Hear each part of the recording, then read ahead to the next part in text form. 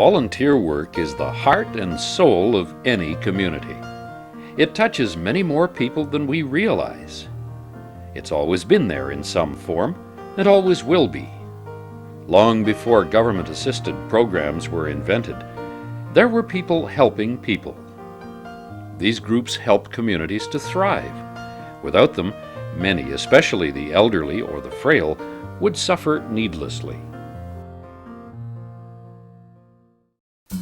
This is how a volunteer service in Winfield, British Columbia, Canada started. 20 years ago, a small group of concerned and dedicated citizens got together for the first of many important meetings.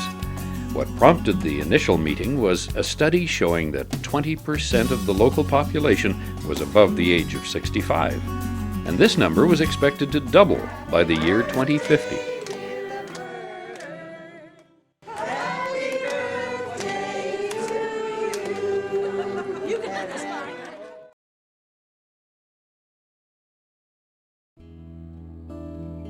Much of the hospitalization and institutionalizing of seniors was caused by factors other than illness.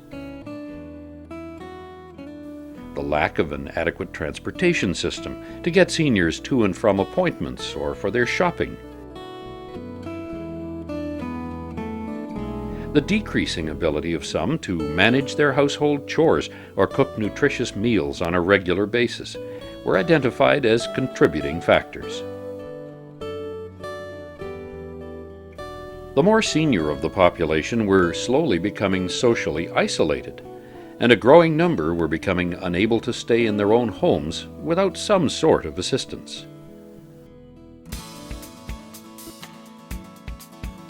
With this in mind, the group created a set of goals and objectives that included the planning, development, and coordination of all the services available within the area. Their plan was to link with existing groups and organizations and work toward the well-being of the whole community, using the concept of "help me do it by myself." And it would be run by volunteers.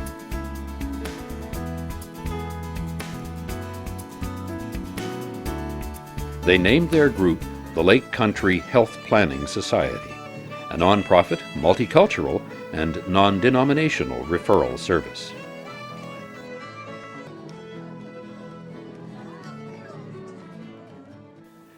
A board of directors was formed, and a president, vice president, treasurer, and secretary were elected.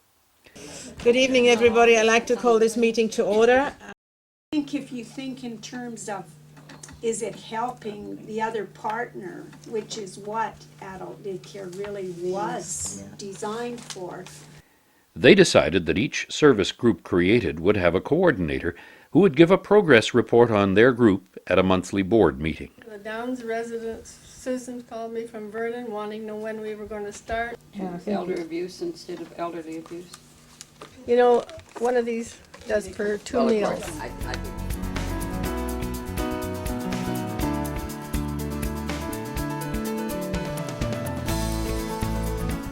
One of the first things they did was to have a community assessment done to see what services were available or lacking, and what other communities had done.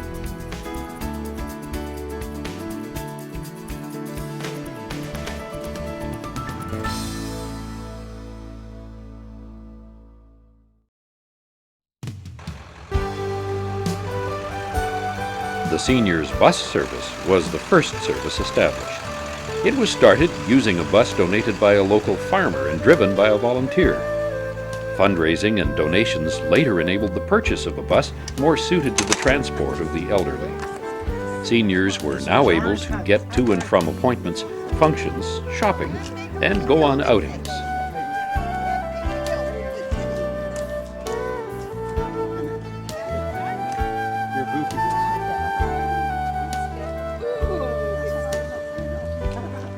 Wheelchair right inside the door for her. Oh, here, I'll take it. In 1980, the Health Referral Service was founded. This multifunctional service helps seniors single mothers, and the physically or mentally challenged. The telephone and answering machine are in service 24 hours a day. And if the coordinator, typically a very keen individual, is away or unavailable, responsibilities are taken over by one or more of the other directors of the society. Anyone requesting services is first referred to local government agencies to check eligibility for funding.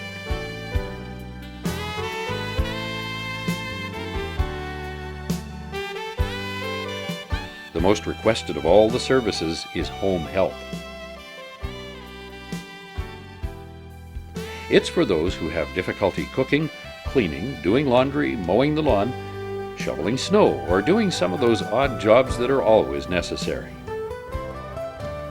The homemakers or handy persons that the Society recommends are local people with a genuine interest in serving their own community. Clients pay the workers directly using the Society's suggested fee structure. Thank you very much. One of the most popular volunteer programs is Wheels to Meals. Once a week since 1983, up to 120 people come by private vehicle, volunteer drivers, or the seniors bus service to a gathering place for fun, fellowship, and good food.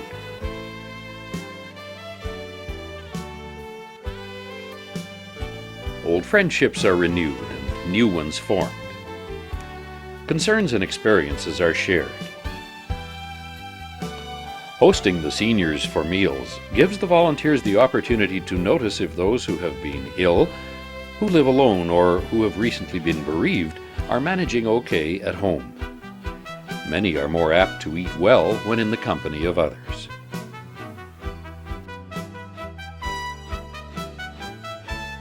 The meals are reasonably priced, even for those on a low income, and are very tasty and nutritious. Local church groups and service clubs provide volunteers to prepare the meals and to clean up after. For this, they receive a donation. Family and caregivers are always most welcome to attend.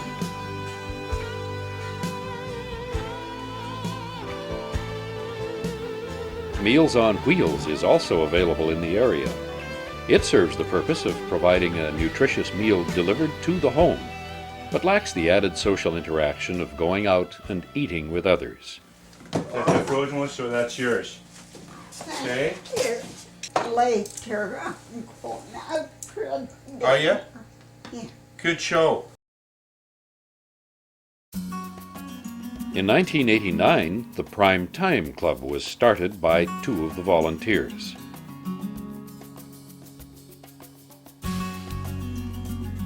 With the aid of local church groups and service clubs, the Society stages a weekly afternoon of entertainment, socializing, and snacks for seniors, shut-ins, the disabled, and caregivers who need a break. Donations and proceeds from such events as craft sales cover the costs, so it's free to attend.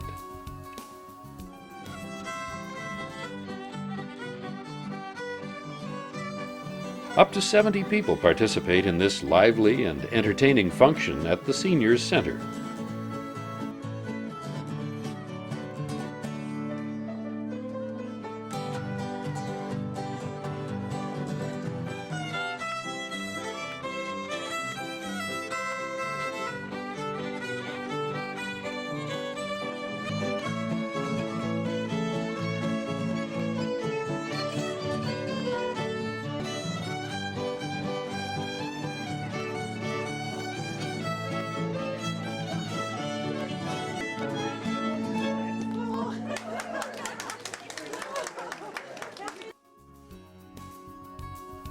Transportation, if needed, is supplied by volunteer drivers or the seniors bus service.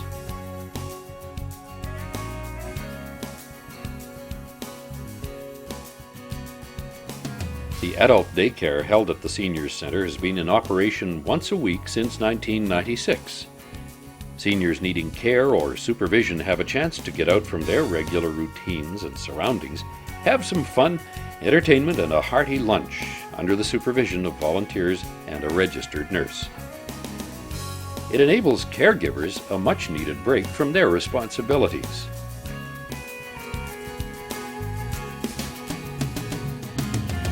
A phoning committee was established to advise members of meetings and issues, to phone shut-ins, to arrange social visits, and to monitor the emotional state of the recently bereaved.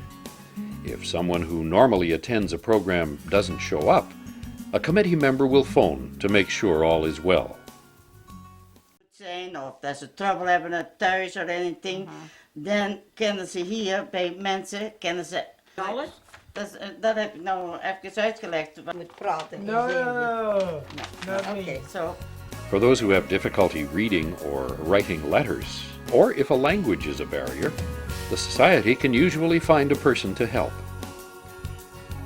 Counseling is available to seniors who need help with tax forms or assistance accessing government and non-governmental programs or services. The counselor is a member of the volunteers, but does receive a small fee from the government for services rendered. Well, actually, I think I've always been a volunteer. But when I came out here, it was a wonderful opportunity to meet the people. And then about, 6 or 7 years later, I became a senior counselor. It just involves so many different things. I don't know, it's just been great being able to be part of this group, do this work. The Society continues its quest to improve conditions in the area. For example, in 1986, they successfully lobbied for an ambulance service. In the future, attention will be directed toward such pressing matters as affordable seniors housing and caregiver support groups.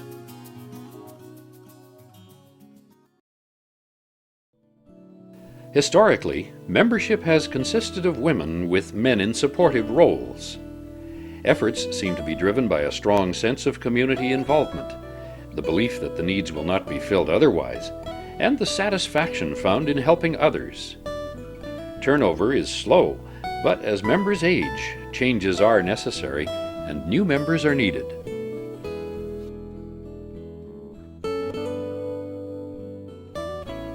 Most of the recruiting for volunteers is done by word of mouth. This includes friends talking to friends and neighbors talking to neighbors. Church and community service groups in the area are also spreading the word. Younger seniors who attend functions sometimes see where they too can help and become volunteers themselves. People frequently will look for volunteer work after they have lost a spouse or a loved one. They feel a need to become involved in the community again, to share their experiences and make new friends. The Society has found many creative and fun ways to make themselves more visible in the community. This has included organizing or taking part in local parades, craft sales, pancake breakfasts, and a booth at a volunteer festival. Brochures have been placed everywhere that health is a concern. Anything that keeps the Society visible helps to generate volunteers. Lake Country Health Planning Society is an organization which grew from within the community, not driven by any government agency, department, or service. It's totally non-profit, surviving for many years on a shoestring budget because of a group of dedicated people who saw a need, set out to fill that need, and who continue to volunteer their time and talents to meet that need.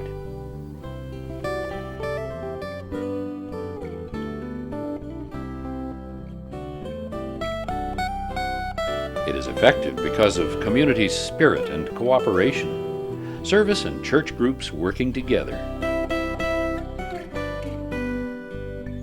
businesses that help when called upon, and even local citizens regularly planting extras in their garden.